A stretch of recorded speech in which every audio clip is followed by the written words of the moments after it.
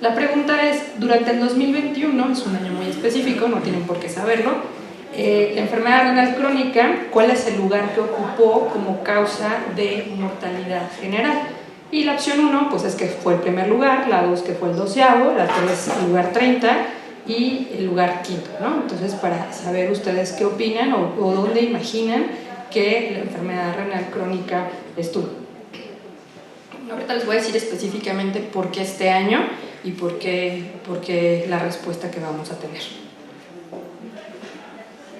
Entonces tenemos que la mayoría de ustedes contestó que el 5º lugar y otros que el primero, el 12º o el 30. En realidad, en el 2021 fue efectivamente el 5º lugar de mortalidad. Esto es pues muy grave, ¿no? Tal vez cuando, hablando de mortalidad en general, tal vez cuando nosotros pensamos en causas de mortalidad generales, pues nos viene a la mente diabetes mellitus, infarto agudo del miocardio, enfermedades neoplásicas, accidentes, ¿no? Y no consideramos a la enfermedad renal crónica. Sin embargo, aparte de que esta va en aumento, ha sido en los últimos años de las principales causas de muerte. En el 2021 ocupó el 5º lugar en general en toda nuestra población.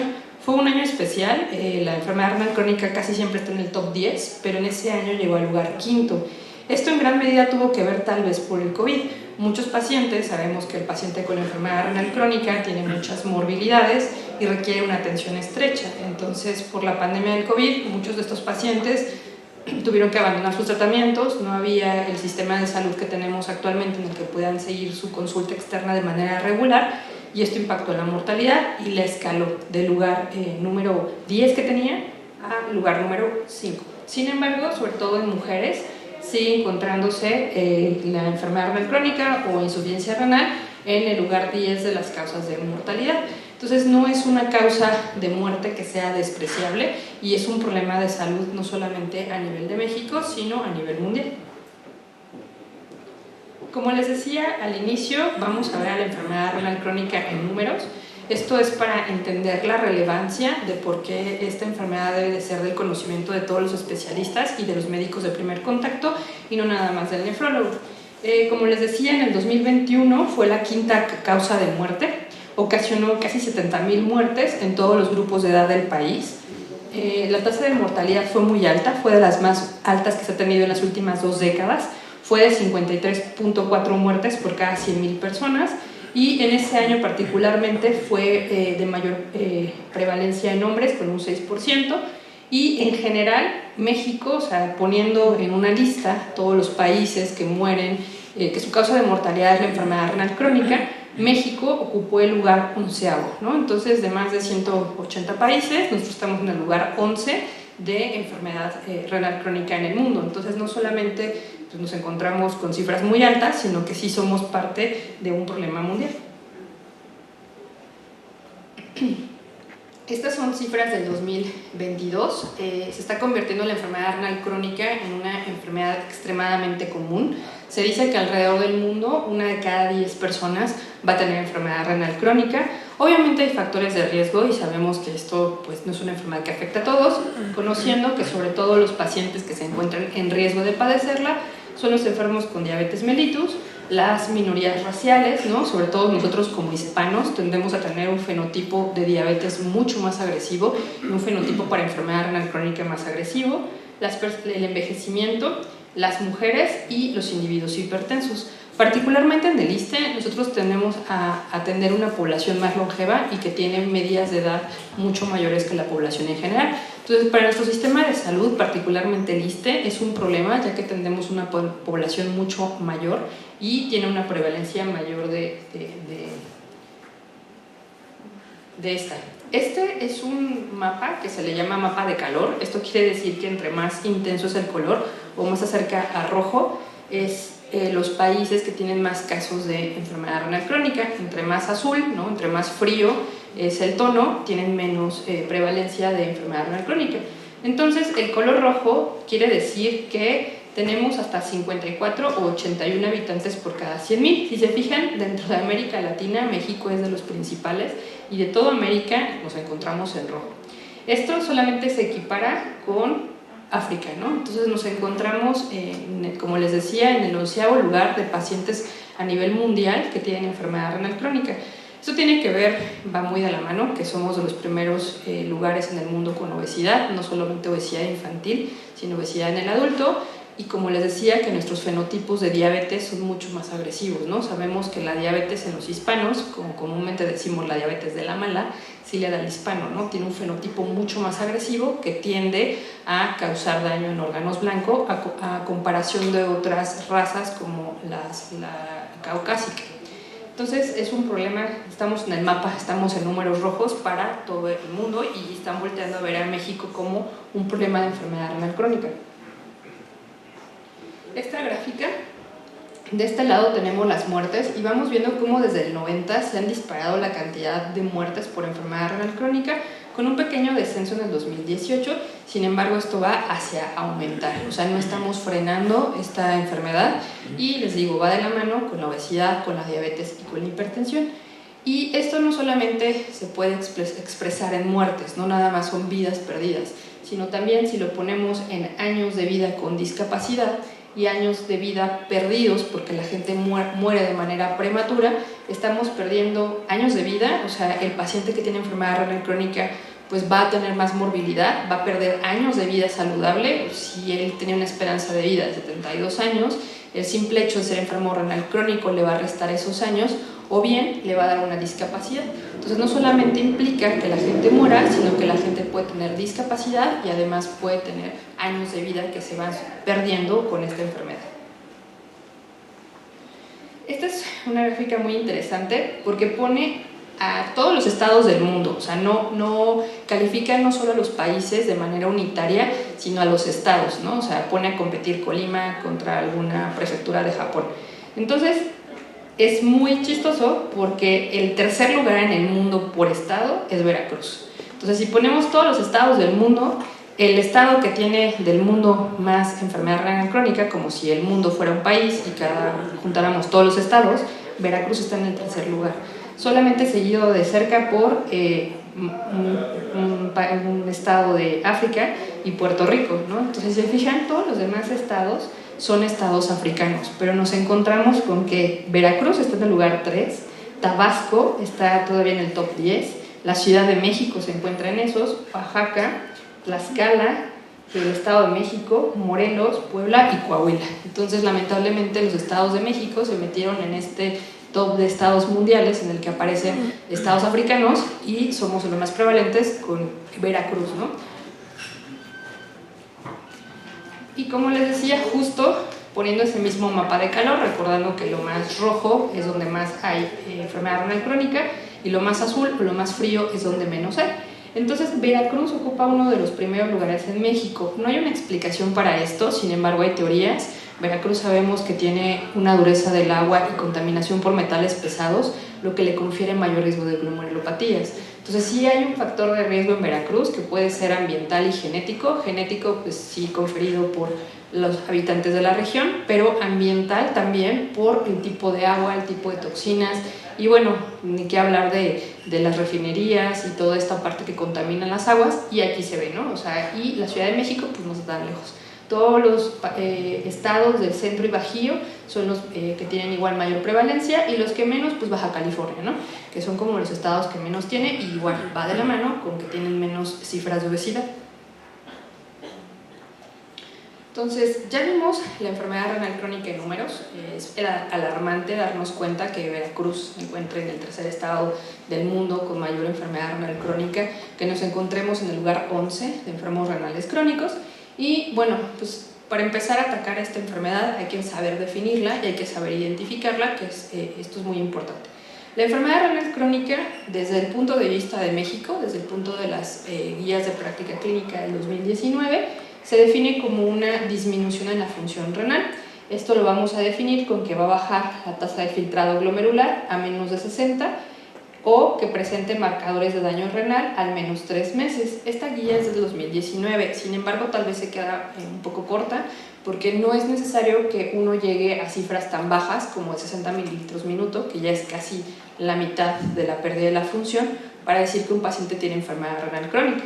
La CARIGO en este año lo define como anormalidades en la estructura renal que pueden ser vistos por ultrasonido, por tomografía o en la función que sean presentes por un mínimo de 3 meses y que tengan implicaciones en la salud.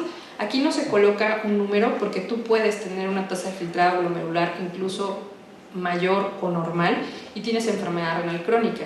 Entonces creo que sí debería de usarse más esta definición porque ya esperarse a decir que eres enfermo renal crónico o que los pacientes son enfermos renales crónicos con tasas tan bajas, pues nos da muy poco margen para actuar y para prevenir la enfermedad. Entonces, si seguimos a la definición anterior, dice que son alteraciones estructurales. Estas alteraciones estructurales pueden ser vistas por imagen, pueden ser vistas por ultrasonido, por tomografía, pero también son alteraciones funcionales. ¿Y cuáles son estas? Bueno, son proteinuria o albuminuria, que tengas hematuria, que tengas alteraciones en el sedimento urinario, alteraciones tubulares, alteraciones que sean detectadas por biopsia, anomalías estructurales por imagen y antecedente de trasplante renal. Entonces, esto abre el panorama porque no requieres para hacer el diagnóstico una tasa de filtrado glomerular menor a 60. Eso ya es una tasa muy baja. Cualquier paciente que cumpla con esto, como pacientes con diabetes que tengan proteinuria, pacientes que tengan alguna glomerulopatía, incluso los pacientes que tienen litiasis renal, que pueden tener función renal normal, son pacientes con enfermedad renal crónica, pacientes que tal vez en alguna situación por suerte o por hallazgo se encuentra que son monorrenos o que tienen tamaño renal disminuido y no lo sabían, también entran en esta categoría, y pacientes trasplantados.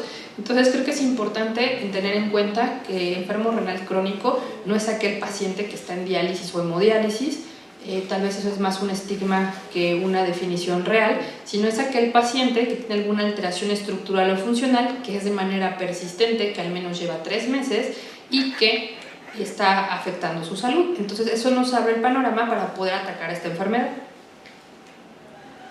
La clasificación actual no nada más se conforma con decir cuál es la definición de enfermedad renal crónica, sino que tenemos que decir 3 cosas cuando hablemos de enfermedad renal crónica. ¿Cuál es la causa? ¿No? Ya vimos que es una gran lista de causas. ¿Cuánto tiene de tasa de filtrado glomerular y cuánto tiene de proteinuria? Estos 3 puntos son relevantes, no nada más para ser muy específicos en qué tiene la enfermedad, sino va a ayudar a determinar De entrada, ¿cuál es la causa, ¿no? O sea, ¿qué está sucediendo? ¿Cuál es la severidad y cuál es el pronóstico del paciente? Entonces es muy importante, esto no debe ser solo para los nefrólogos, ponerle nombre y apellido a la enfermedad renal crónica, porque es una forma de que también nosotros le podemos decir al paciente cuál es su expectativa de función renal, hacia dónde va y qué medidas hay que tomar para guiar la terapéutica. Esta es otra pregunta que les hago, no tienen que saberlo, pero creo que sí sería un buen mensaje para llevarse a casa. ¿Cuál es el valor normal de albuminuria en adultos? La primera opción es 0, no debería ser. La segunda de 0,20, perdón, aquí me faltaría ponerle miligramos en 24 horas, de 30 a 300 o mayor a 300. Entonces, si me ayudan, igual, nada más abriendo el QR para que podamos ver como qué imaginamos que debe de ser el valor normal.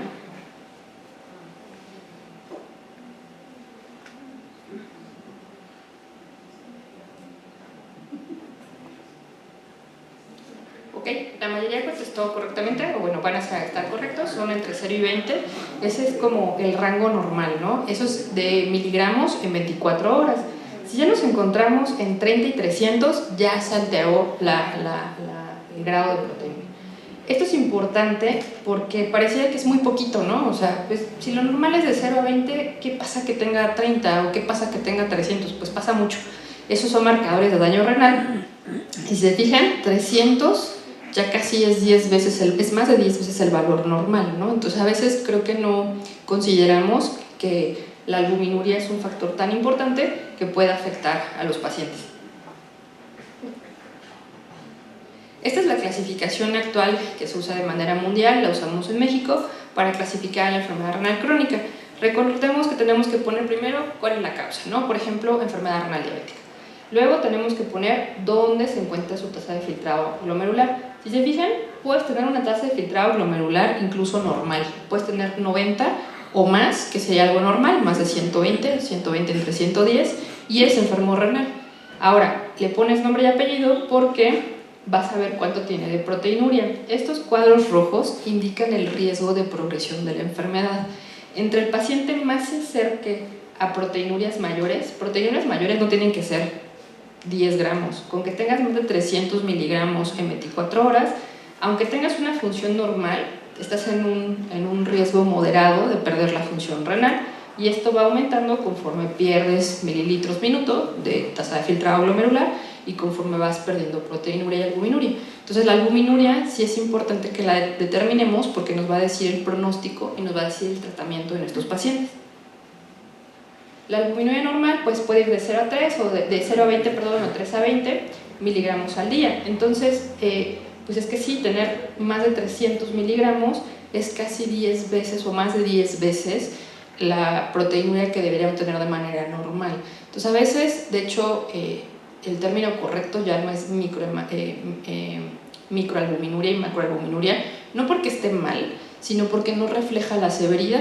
Ahora se le llama, lo que antes era microalbuminuria, ahora es albuminuria moderadamente incrementada, y lo que antes conocíamos como macroalbuminuria, ahora es albuminuria severamente incrementada. No porque esté incorrecto o no porque vamos a hacer el nombre más difícil, sino que es como para concientizar. Si yo digo microhematuria, suena como, microalbuminuria suena como muy poquito, ¿no? Como un problema muy chiquito, microalbuminuria.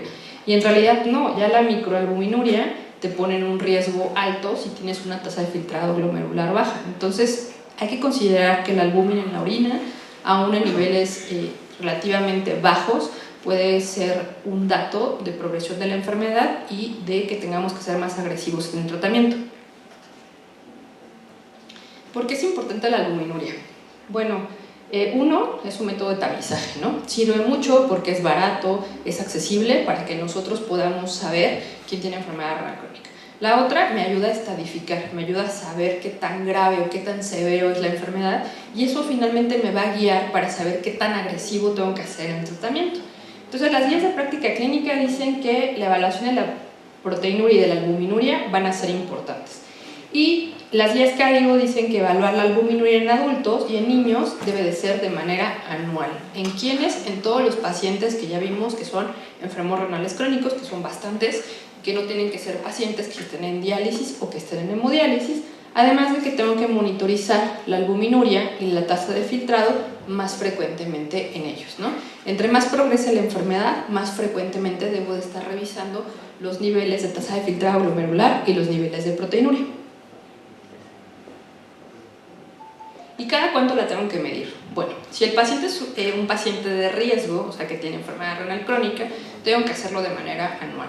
Si yo soy un médico de primer contacto que veo pacientes con hipertensión, con diabetes, al menos de manera anual debo determinarlo. Pero eso no excluye al resto de los especialistas, que todos vemos pacientes complicados, en el que debe de ser de manera anual. Sin embargo, conforme va aumentando la proteinuria, o sea, si por ejemplo ya está en estos rangos, al menos 3 veces al año la tengo que medir, y esto va aumentando conforme va cayendo la tasa de filtrado glomerular.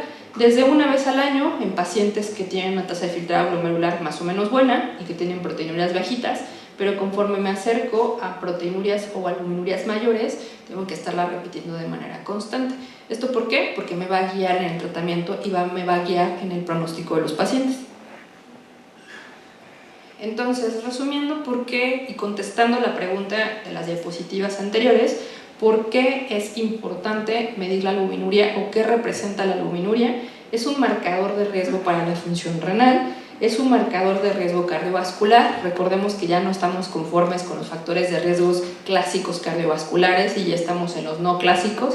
Este es uno de los no clásicos. No solamente te confiere un riesgo de perder el riñón, sino tienes más riesgo de infartarte entre más albuminuria tengas, y te va a guiar y va a guiar a los médicos, sobre todo a los nefrólogos, para tomar las decisiones. Tal vez por eso somos mucho nosotros de pedir recolecciones de 24 horas para ver proteinurias y somos muy estrictos en cómo se recolectan y cómo se miden, y esto es porque es una guía fundamental para nosotros para tomar decisiones terapéuticas diarias. ¿Y cómo la determinamos, no? O sea, ya sé que tiene que ser algo que tiene que ser al menos anualmente o trimestralmente o bimensual, de acuerdo al enfermo, pero ¿cómo la mido?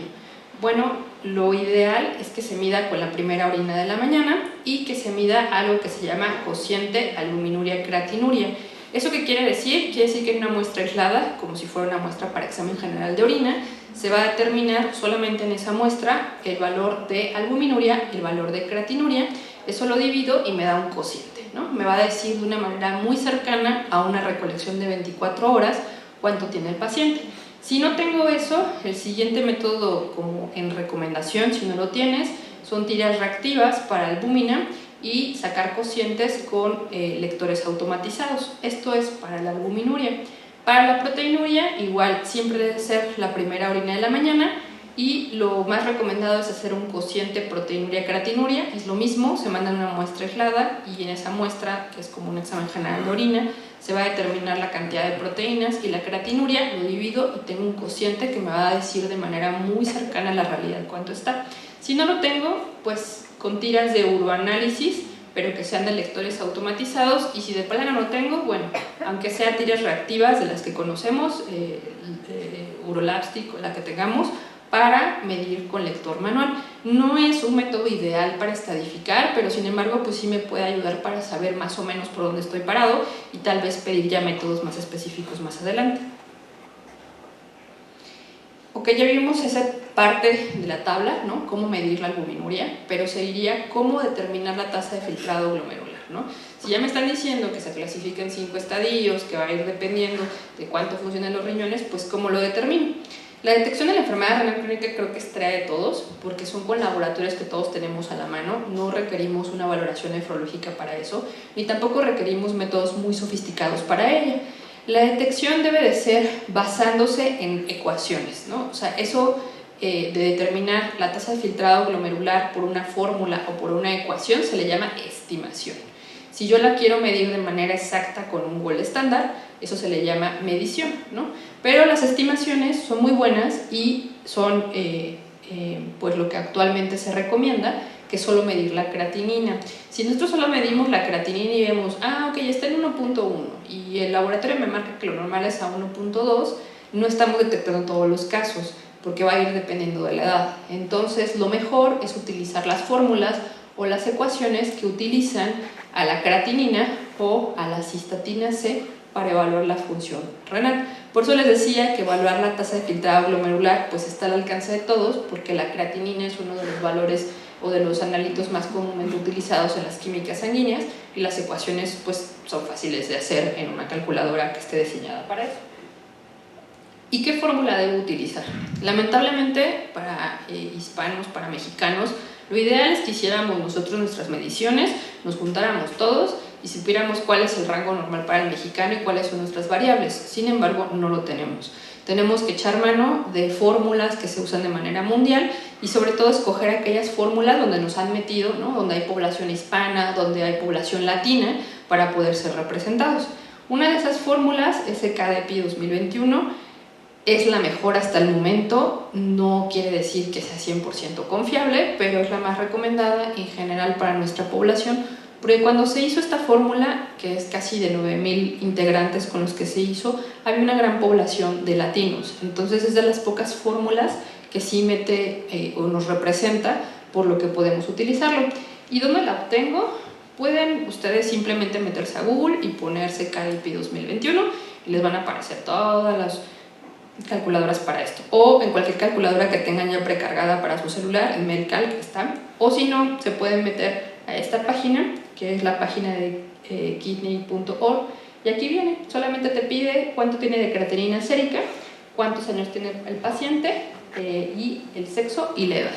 Entonces son datos que tienes muy fácil a la mano, sobre todo para pacientes mayores de 18 años, esto no es para niños, en las que puedes evaluar la función renal. Y bueno, creatinina es algo que tenemos a la mano, ¿no? La creatinina es algo que es fácil, es barato, es accesible, la tenemos en el hospital, pero también hay otra forma de determinar la función renal, que es la cistatina C. La cistatina C está disponible en el hospital, sin embargo no está recomendada que la usemos de manera indiscriminada, tiene sus momentos precisos, y una de sus recomendaciones de cómo usarla, recordemos que la creatinina sérica se modifica por muchos factores dietéticos y sobre todo de masa muscular. Entonces, en pacientes en que su masa muscular está alterada, ya sea para arriba o para abajo, hay que usar cistatina C. ¿A qué me refiero con para arriba o para abajo? Si estás en el extremo y estás viendo a un fisicoculturista, tienes que usar cistatina C porque su masa muscular va a ser mayor. Entonces va a tender a que su creatinina sea mayor, y no necesariamente porque tenga una función renal baja, sino porque su masa muscular es mucha. O pacientes que están amputados, sobre todo de extremidades pélvicas, tienen una gran pérdida de la masa muscular, o pacientes obesos. En ellos no es tan confiable usar creatinina y sí se recomienda usar cistatina.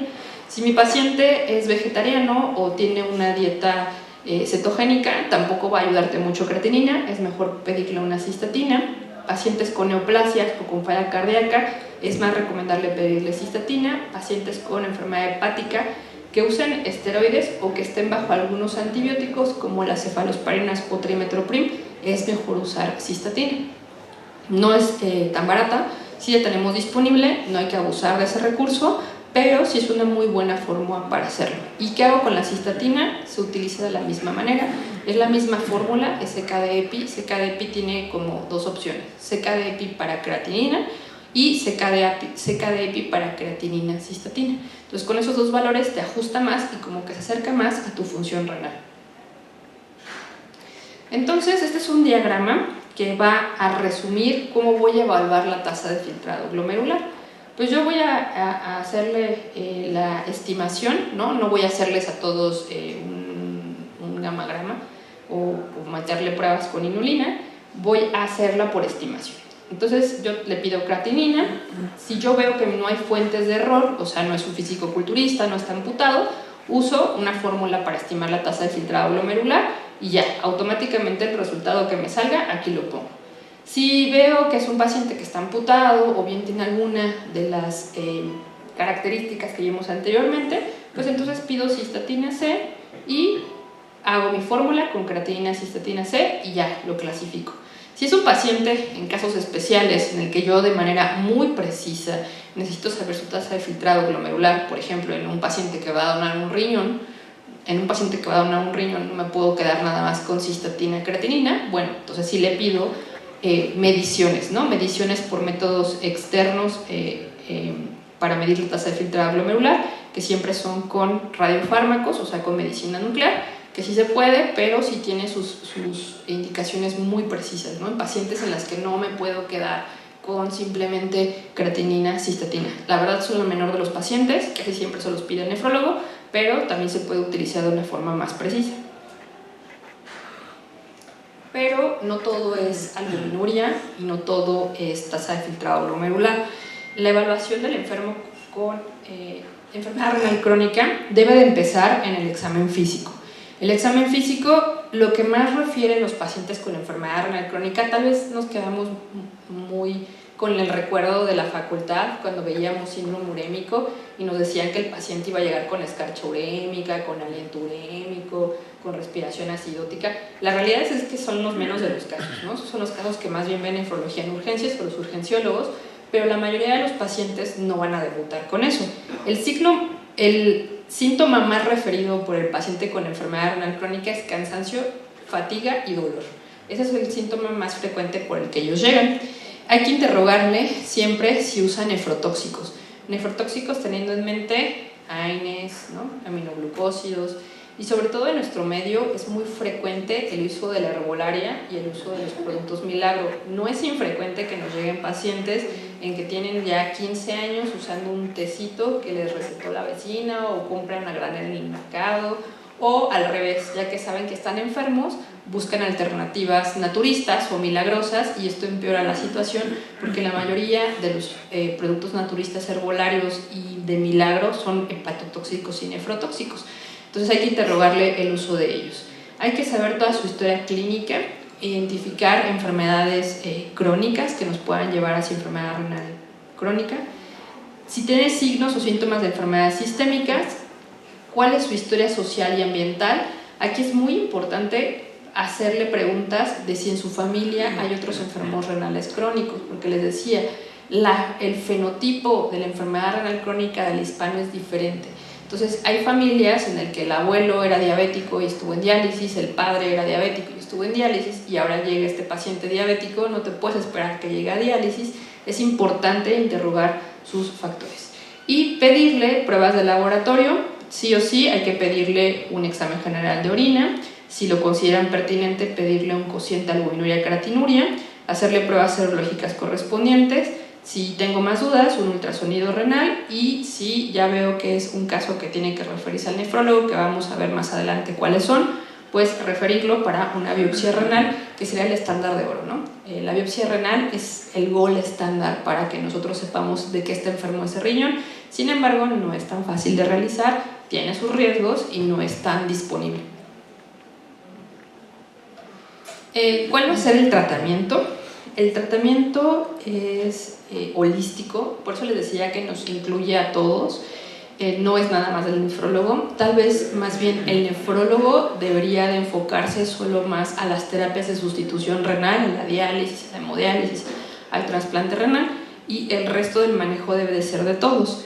Inicialmente, como todas las enfermedades crónicas degenerativas, va a ser cambios en el estilo de vida. Pero, ¿qué es el cambio en el estilo de vida? Es muy fácil decir, pues coma sano y haga ejercicio, pero como dicen los médicos de rehabilitación y los médicos del deporte, también el ejercicio y la rehabilitación se prescriben. No nada más es, pues coma sano y haga ejercicio. La dieta que se considera saludable para el riñón, sobre todo son dietas que son normoproteicas. Estamos ante una ola de gente que va al gimnasio y se mete suplementos proteicos de manera indiscriminada, porque se venden en todos lados y todo el mundo cree que con tomarse una malteada de proteína va a ganar músculo, ¿no? Y en realidad nos estamos poniendo en factores de riesgo para enfermedad renal crónica. Todo aquel individuo que tenga una ingesta proteica de más de 1.3 miligramos por kilogramo de proteína al día está en riesgo de tenerla. En la consulta frecuentemente tenemos, no crean que fisicoculturistas, ellos andan con dietas mucho más arriba, pero sí gente que ya va al gimnasio de manera constante y está fácil de ganar músculo, y la mayoría de ellos están con dietas entre 2 a 3 gramos de proteína por kilo al día, y pues son autoprescritas, ¿no? O sea, compran la proteína de Bárbara de Regil o la que les sale más barata en Mercado Libre, y entonces están suplementándose proteínas que ni siquiera llegan a formar músculo, ¿no? Porque pues no están con una con una adecuada disciplina, y al final lo único que pasa es que van a tener enfermedad renal crónica. Entonces tenemos un gran problema con eso. La actividad física se recomienda que sea al menos 150 minutos de ejercicio cardiovascular a la semana, diciéndole al paciente que se dedique a eso. Antes era mucho de, pues camine 30 minutos al día. Esto se ha visto que no funciona. Tienes que decirle al paciente que cheque su frecuencia cardíaca, ¿no? Idealmente que se compre un reloj inteligente para que vea que está taquicardizándose. O sea, el tiempo efectivo es que tú estés taquicárdico, ¿no? Que estés esos 150 minutos, pero con tu frecuencia cardíaca arriba para que se considere que estás haciendo ejercicio. Suspender el tabaquismo. El tabaquismo al riñón es lo que el alcohol al hígado, ¿no? Nosotros el alcohol no es nefrotóxico, afortunadamente, pero el tabaco sí es nefrotóxico. Entonces, suspender el hábito tabáquico. Tenemos pacientes que incluso en hemodiálisis siguen fumando. Y el control de peso, ¿no? El simple hecho de obesidad, aunque no tengas diabetes, hace que hiperfiltres y eso hace que tengas daño renal. Este es un esquema que traduje de la guía Cargo, en el que resume muy bien cuáles son las líneas y cuál es lo que actualmente damos. La primera línea, para la mayoría de los pacientes, son fármacos que van encaminados a que controles la presión y controles el azúcar. ¿Con qué la voy a controlar? Idealmente, uno de los fármacos que ha venido a romper los paradigmas no solamente de la protección renal sino cardíaca, pues son los inhibidores de la SGLT2, ¿no? Empaglifosina, dapaglifosina, todas las glifosinas son fármacos que los damos con doble intención. Con intención de controlar la glucosa, sí, un poco, no controlan tan bien, pero protegen muy bien el riñón y protegen muy bien el corazón. Entonces, la mayoría de los pacientes les va a caer muy bien un inhibidor SGLT2, controlar la presión. Nuestro objetivo de presión arterial para enfermo renal crónico es que tengas menos de 120 de sistólica, e idealmente, ¿con qué la vas a controlar? Con un YECA o un ARA2. ¿Por qué? Porque es el nefroprotector por excelencia. Los YECAs y los ARA2 son nefroprotectores porque son antiproteinúricos, y sobre todo para pacientes que son diabéticos, hipertensos, es el antihipertensivo ideal porque te va a proteger el riñón, aparte de que te va a controlar la hipertensión. Y pues si tu paciente tiene riesgo cardiovascular, pues darle una estatina. Recordemos que si tiene más de 50 años y es enfermo renal crónico, ya se ganó la estatina. Si tiene menos de 50 años, pues evalúa que tenga algún factor de riesgo. Luego vienen las terapias blanco ya para las complicaciones, sobre todo para pacientes diabéticos. Hay que controlar la hiperglicemia, y aquí entra el otro pilar que ahora viene a revolucionar esa parte de la nefroprotección, que son los antagonistas de los receptores GLP-1. Están muy de moda, ¿no? Las Kardashian las pusieron de moda, ¿no? Porque son formas de bajar de peso de manera rápida y sin mucho esfuerzo, pero son fármacos muy buenos que no solamente han demostrado que por bajar de peso te protege el riñón, sino por su mecanismo de acción protegen el riñón y protegen al corazón. Entonces su uso está indicado para este tipo de pacientes, no nada más por estética, son fármacos que sirven. Y usar el otro pilar de la protección renal, que son los inhibidores de los receptores mineralocorticoides no esteroideos. ¿Eso qué es? La finerenona, ¿no? La finerenona, que está indicada para pacientes con enfermedad renal crónica y diabetes. Si no se controla a tu paciente la presión arterial, con un YECA o un ARA2, considera dejarle un calcio antagonista. Y si ya ves que tiene un riesgo cardiovascular muy elevado, pues darle antiplaquetarios. Luego pasamos como a la tercera fase, ¿no? Que es si tienes hipertensión refractaria, pues darle espironolactona, ¿no? Siempre y cuando, ojo aquí, tu tasa de filtrado esté arriba de 45. Eso pasa muy frecuentemente. A veces como que no hay buena comunicación entre el cardiólogo y el nefrólogo, o el gastro y el nefro, porque pues la espironolactona es la base del tratamiento también cardioprotector y también de la cirrosis. Pero si tu paciente tiene una tasa de filtrado glomerular menor a 45, está contraindicado, y es muy frecuente que nos lleguen pacientes a urgencias por hipercalemias severas por dosis de espironolactona. Seguimos en la línea de controlar el factor de riesgo por lípidos. Si ves que no se controla con esto, pues ya le das ezetimiba y fármacos más sofisticados como el PSK91 y evalúas tu riesgo. Ya aquí entra como la parte del nefrólogo, que es ya controlar las complicaciones de la enfermedad renal crónica, como es la anemia, las alteraciones osteominerales, la acidosis y la hipercalemia. Y finalmente, pues el enfermo renal crónico es un enfermo que también tiene otras comorbilidades, muy frecuentemente tiene falla cardíaca, FA, diabetes, hipertensión y otras comorbilidades, y eso no quiere decir que no se controlen, por eso les decía que es tarea de todos. Entonces, seguimos usando los mismos principios para cuidar de su salud cardiovascular y si tiene alguna otra alteración del ritmo, el cardiólogo debe de tratarlo. Entonces, pues si les digo que la enfermedad renal crónica es tarea de todos y que la podemos diagnosticar porque todos tenemos a la mano creatinina y tenemos a la mano internet para sacar una estimación por creatinina o por cistatina, ¿cuándo se debe de referir al nefrólogo? Lamentablemente en México y en el mundo, sobre todo en México, hay déficit de nefrólogos. Esto va en aumento. Esto ya se viene manejando desde la última década, de hecho ha sido noticia. El Día Mundial del Riñón es en marzo, es el primer jueves de cada año de marzo, y con ese marzo siempre se conmemora al riñón y nos voltean a ver a los especialistas de riñón, y siempre salimos con la noticia de que hay déficit de nefrólogos, hay falta de especialistas y que para el 2040 van a ser insuficientes. Ya lo son. La Organización Mundial de la Salud recomienda que por cada 1.000.000 de habitantes haya al menos 20 nefrólogos. En el 2018 solamente había 9 nefrólogos por cada 1.000.000, o sea, la mitad de lo que debería de haber. Y bueno, yo ayer consulté el colegio de nefro y hay 1.450 nefrólogos certificados hasta el momento para 126 millones de habitantes. Entonces no alcanzamos la cantidad de nefrólogos que hay. Por eso les digo que es tarea de todos, porque lamentablemente el nefrólogo no se puede encargar de ver toda la enfermedad renal crónica de los 126 millones del país. Somos poquitos y aparte estamos como muy centralizados, la mayoría está en el centro y Bajío y hay pocos fuera de esto. Entonces, ¿cuándo deben de referir un paciente al nefrólogo? Lo deben de referir si su tasa de filtrado glomerular le sale en 60 o menos, ya nos toca a los nefrólogos. Si tienen proteinurias elevadas, ¿no? Síndrome nefrótico, síndrome nefrítico, no tienen que enviar. Y si su tasa de filtrado glomerular a lo mejor no está en 60, ¿no? A lo mejor estaba yo lo vi en la consulta y estaba en 90, pero pasaron 6 meses y lo volví a ver y ahorita está en 70. Si tiene una pérdida de la función renal rápida, que se considere más de 20 mililitros en un año, hay que referirlo al nefrólogo. Eso no es normal, ¿no?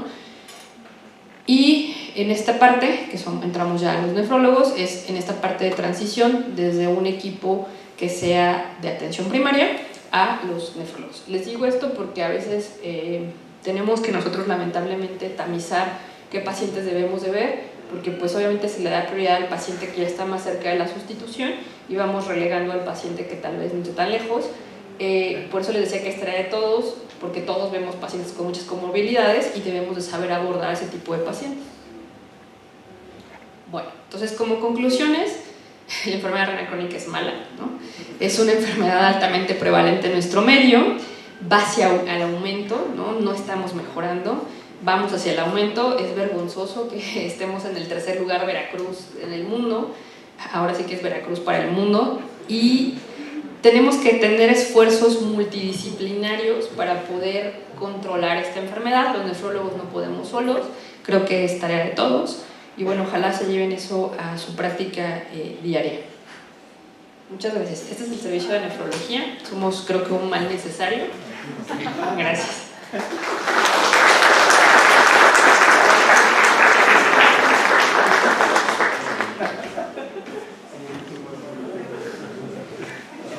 Gracias, doctora Echel. ¿Algún comentario o pregunta para nuestra profesora de esta sesión?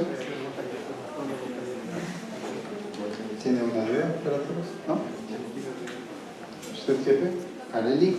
Pregúntale nada más. Las personas que aparentemente somos normales, ¿qué tendríamos que estar al pendiente de nuestra salud si pensamos que tuviéramos alguna enfermedad? Yo creo que entra en la prevención en general. A lo mejor suena muy básico, pero es cuidar el peso, ¿no? O sea, el enfermo renal crónico, como vimos al principio, no solo es el diabético, no solo es el que está en diálisis. Si tienes, sobre todo, infecciones de vías urinarias de repetición, trátatelas, ¿no? Si fumas, deja de fumar, ¿no? Si tienes sobrepeso, hay que bajar de peso, evitar todas las enfermedades crónicas que nos van a llevar a la enfermedad renal, diabetes, hipertensión, evitar nefrotóxicos. Le digo, en nuestro medio es súper común que nos atasquemos sobre todo de productos de venta libre, milagro, para bajar de peso, para ser más bellos, y estamos llenos de esto. Y tal vez después de los 50 años sí tendríamos que hacernos una albuminuria anual, ¿no? O sea, ese sí está recomendado. Y ahora en la gente más joven, pues evitar los suplementos proteicos, que de verdad ese es un problema con el que estamos teniendo, porque pues no hay una regulación para estos. No sé si contesté su pregunta. Sí, muchas gracias. Doctora Chondo.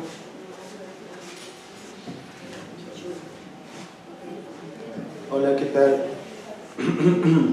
Bueno, mi pregunta va encaminada que pues ya sabemos que es nefroprotectora los inhibidores de SGLT2, agonistas GLP-1. Sin embargo, son medicamentos que no están, incluso tienen candado para la prevención, en el caso, por ejemplo, primer nivel o los primeros que tienen contacto con aquellos pacientes con riesgo de progresión a enfermedad renal crónica.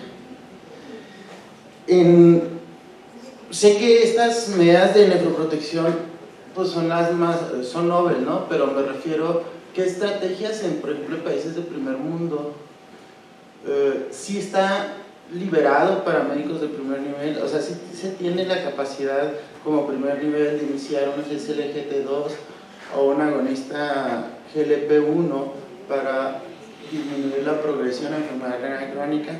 Y en caso de que sí, sería una buena estrategia liberar aquí en nuestro sistema de salud ese tipo de medicamentos, que entiendo que no se liberan por cuestiones administrativas en cuanto a costo. Pero por ejemplo aquí tenemos un agonista GLP-1, el liraglutide. Sin embargo, tiene candado solo para una subespecialidad, incluso ni en segundo nivel de medicina interna está liberado. Entonces, veo difícil porque sí nos mencionas que sí tendríamos que hacer el screening general, todos los médicos, porque tenemos la capacidad de detectar estas tasas de filtrado glomerular arriba de 60. Pero entonces, ¿qué estrategias tendría que hacer aquel médico que no es nefrólogo si está muy limitado? ¿Mandar a nefrología siendo que hay un déficit, como nos lo mencionaste? Sí, en el mundo sí se utilizan, ¿no? Sabemos que ellos sí tienen carta abierta para SGLT2 y GLP-1. En México el ISSSTE sí lo tiene. En primer nivel, en las clínicas de medicina familiar, dapaglifosina sí se da. Sin embargo, yo creo que tampoco, creo que es por pasos, ¿no? Es por niveles. De nada te sirve que, supongamos que estuviera abierto, ¿no? Supongamos que cualquier médico lo pudiera dar y que estuviera disponible o que fuera gratis, o que lo pusiéramos en el agua potable, ¿no? O sea, que le diéramos en el agua potable dapaglifosina para todos. De nada sirve esas medidas tan específicas si no se controla lo básico. Nos pasa muy frecuentemente que nos mandan pacientes con hemoglobinas glicadas de 10, pero viene con dapaglifosina, finerenona y liraglutide. Y dices, ok, tiene todo, pero lo principal, que es la hemoglobina glicada, está en 10. Entonces, a veces tenemos que hasta quitarle eso para poderlo llevarlo a control. Entonces, creo que tenemos cosas muy valiosas a la mano. Tenemos insulinas para llevar el control a control de glucosa. Tenemos IECAS y ARA2, que son nefroprotectores. Tenemos metformina. Yo creo que si se cumpliera muy bien el primer escalón en un mundo ideal en que la prevención primaria funcionara y nuestros diabéticos estuvieran controlados, tal vez sería un plus tener dapaglifosina y tener liraglutide con que tuvieras esto. Yo creo que primero es llegar al escalón de tener metas de control glucémico, metas de control de peso, metas de control de TA, y bueno, si ya sobre eso no le encuentras, pues lo puedes referir no solo al nefrólogo, ¿no? Lo puedes referir al endocrinólogo, al internista. Aquí en el hospital liraglutide sí está abierto. De hecho creo que hay un abuso de liraglutide. He detectado incluso que, no voy a decir que especialistas, lo están dando nada más por obesidad. Sí se puede dar, pero creo que no olvidarnos de lo básico, ¿no? Y te digo, o sea, nos pasa muy frecuente que en las clínicas de medicina familiar ya traen dapaglifosina y dicen, no sé qué hacer. No sabes qué hacer, controla la glucosa, controla la presión y controla el peso, ¿no? Entonces no podemos olvidar que si tenemos un arsenal de hipoglucemiantes orales, de insulinas, de antihipertensivos, que con eso podría ser suficiente ya para no usarlo. Y de hecho la dapaglifosina en la medicina privada de primer contacto está de manera genérica en los similares, ¿no? Es algo que no se sabe mucho, pero existe de manera que es la de marca. Entonces yo creo que al revés, creo que estamos como que muy cegados de que todo esto es maravilloso, pero no cumplimos, o sea, queremos ir al fármaco Z sin cumplir el fármaco A, ¿no? No sé si contesté tu pregunta. Doctora Mena Rodríguez. Hola doctora, muchas felicidades por su plática. Oiga, una preguntita, usted dijo que a los niños hay que tamizarlos, que sería una área de oportunidad. ¿A partir de qué edad o hacer un protocolo o existe un tamiz aquí? Ahí sí, no le contestaré tan específicamente porque yo no soy nefropedia.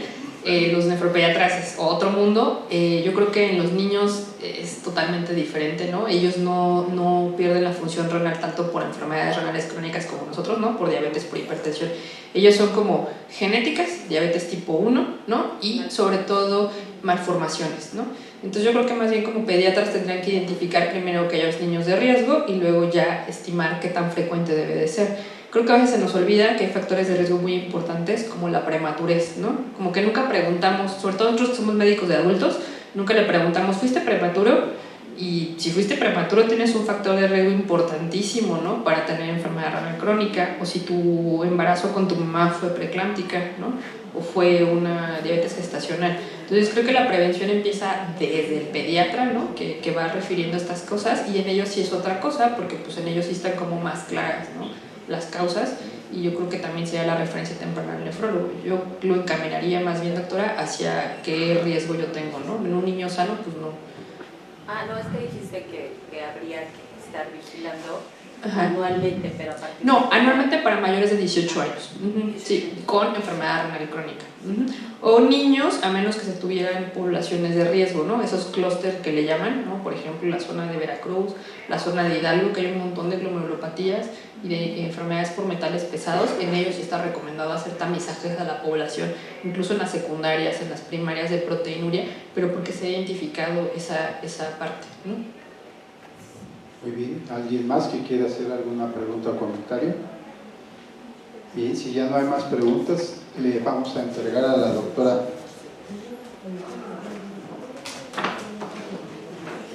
Ruth Michelle Rivas Bucio su reconocimiento por su excelente presentación en esta sesión general académica. Le damos un aplauso. Recuerden que nuestras sesiones se graban, se editan y se suben al canal de YouTube del hospital.